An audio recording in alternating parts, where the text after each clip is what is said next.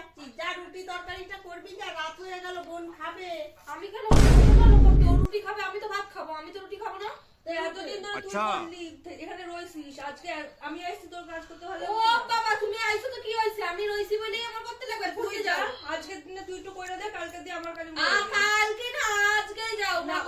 তুমি করো। দেখো রিমিকে রুটি করতে বলছি, পুচুটা খাবে, রাত হয়ে গেছে, করতে যাচ্ছে ও না। তো আজকে আইলো, থাক না, ওরে আজকের দিনটা এসছে, ওরে রেস্ট নিতে দাও, কালকে দিয়ে করবে। ওই দেখ, দেখেছিস তোর বাবা তো আমি রুটি করব বাবা। কর আজকের দিনটা কর, ওর কালকে কই। দেখ সবাই রুটি খাবে না, ভাত খায় না বাবা। না না না, ভাত খাবে না, তুই রুটি কর, রুটি তরকারি করবি, যা। দে আজকের দিনটা এসছে, ও রেস্ট দিয়ে।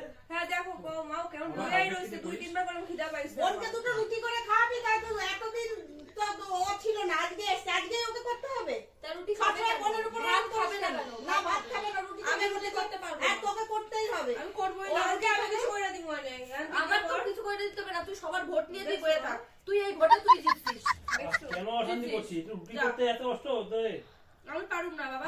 যা কর, যা একটু করে দে। আমি করুম না, আমি রুটি ওটা কম করতে।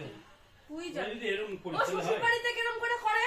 শ্বশুর বাড়িতে করে ও শাশুড়িটা খুব ভালোবাসে, জানেন না? খুব হ্যাঁ, ভালোবাসে, এই একটা খুব plus গাইডলাইন, point। ভালোবাসে। শাশুড়ি কেমন ব্যবহার